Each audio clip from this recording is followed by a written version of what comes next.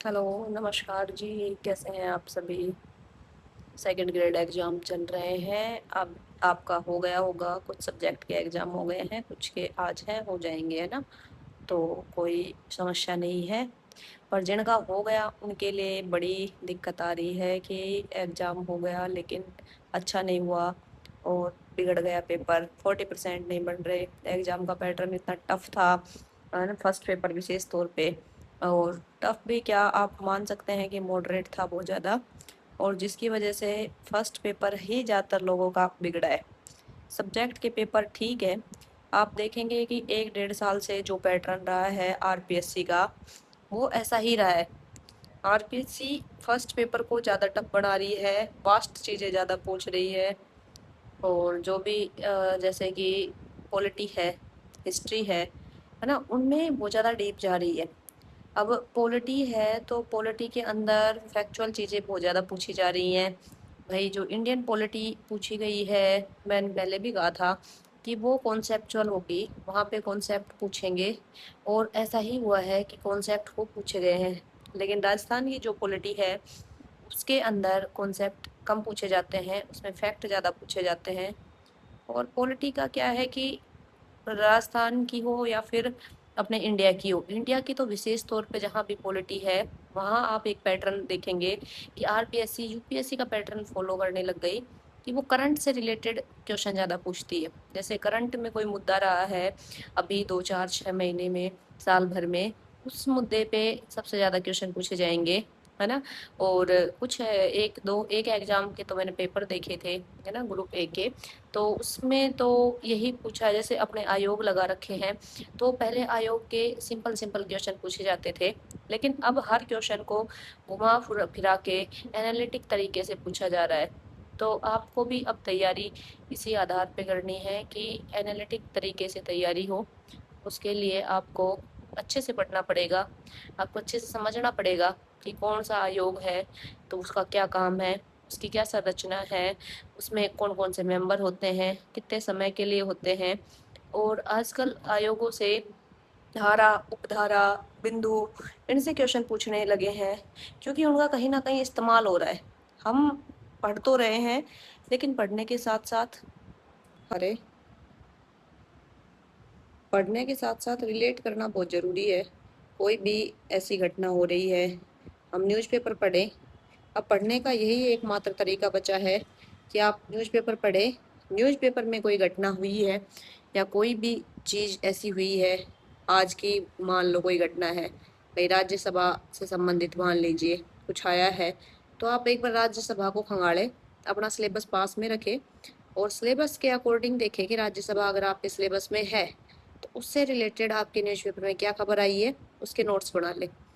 Notes का मतलब है कि जो भी खबर आ जाई है, मान लीजिए करंट से रिलेटेड उसमें चीज़ ना लिखे, लेकिन राज्यसभा के बारे में फैक्चुअल जो चीज़ें हैं, कॉन्सेप्ट जो है राज्यसभा का, उसके बारे में आप उसको पूर्ति कर ले।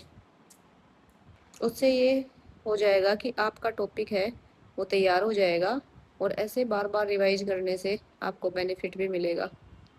इसके अलावा आपको पॉलिटी तो ऐसे तैयार करनी है। ज्योग्राफी, ज्योग्राफी को तैयार करने का सबसे बेहतरीन तरीका होता है, जो टॉपिक इकोनॉमिक्स और ज्योग्राफी में कॉम्बिनेशन में है उनको आप इको सर्वे से पढ़िए, करंट से रिलेट करके पढ़िए। जो ओनली ज्योग्राफी के अंदर है, जिनका इको सर्वे से कोई लेना देना नहीं है, उनको आप अलग से पढ़ें। उसको आप जो राजस्थान की ज्योग्राफी है उसको अच्छे से तैयार करें, तभी जाके ज्योग्राफी पे अच्छी पकड़ बन पाएगी। ज्योग्राफी के हालांकि क्वेश्चन बहुत टफ नहीं पूछे जाते, फिक्स से होते हैं, या तो इको सर्वे से पूछे जाएंगे या फिर जो मेन ज्योग्राफी से जैसे नदियाँ वगैरह पूछी जाती हैं तो उसमें घुमाया जाएगा। अब उसमें भी नई नई चीज़ें आ जाती है, जैसे कि ज्योग्राफी में कोई नई नदी या सहायक नदी कुछ ऐसा पूछ लिया तो वो नया कहीं नहीं है ना, लेकिन सूजस में जरूर मिलेगा। आप देखेंगे कि सूजस से भी चीज़ें उठाई जाती हैं। तो सूजस का जो बुलेटिन है या अपने पत्रिका आ रही है टेलीग्राम चैनल पे, उसके आपको मिल जाएंगे। तो डेली सूजस पढ़िए, डेली अपनी राजस्थान पत्रिका है, कोई भी न्यूज़पेपर है वो पढ़िए। और जो सूजस की मंथली पत्रिका आती है वो भी आप पढ़ सकते हैं। पढ़ने का समय नहीं है तो मैराथन कराते हैं, यूट्यूब पे बहुत सारे लोग तैयारी कराते हैं। अब तैयारी करनी है अच्छे से। जिनका 40% क्लियर नहीं हो रहा, अब आरएस वगैरह का फॉर्म आपने भरा होगा, नहीं भी भरा है तो कोई बात नहीं, खाली नहीं बैठना है। अब आरएस के लिए तैयारी खूब लोग कराएंगे, आपको भी करनी है, ठीक है।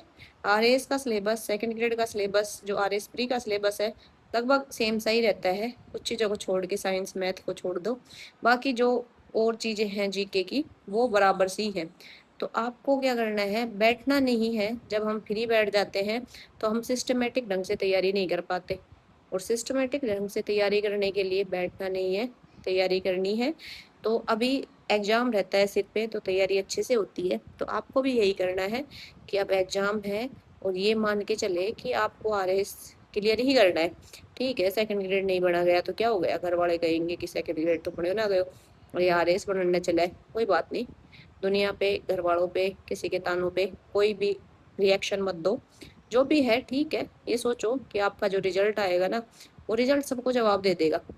तो आपको तैयारी उस पर करनी है कि अब ठीक है, अपन आरएस की तैयारी कर ले, कम से कम हो जाएगा प्री। तो आपको ये तो आएगा कॉन्फिडेंस कि चलो अपन कुछ तो करने लायक है। अभी जो कॉन्फिडेंस इतना लो हो गया है, वो कॉन्फिडेंस थोड़ा तो बूस्टअप होगा, है ना।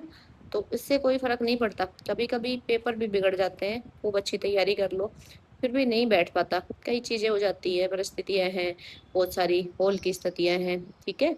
और एग्जाम देने से ये फायदा आपको मिलेगा, एग्जाम देने से फायदा ये मिलेगा कि आप जाएंगे अच्छे से एग्जाम दे के आएंगे, थोड़ा हॉल का डर खुलेगा, है ना, जो भी दिक्कत होगी वो कम होगी। अगर आपको ये वीडियो अच्छी लगी हो और ये सीरीज चाहते हैं तो वीडियो को लाइक करें, चैनल को सब्सक्राइब करें, और सीरीज कंटिन्यू का कमेंट करें, तो हम ये सीरीज फिर आगे कंटिन्यू करेंगे और आपकी तैयारी में हेल्प करेंगे। ओके, थैंक यू, जय हिंद, जय भारत।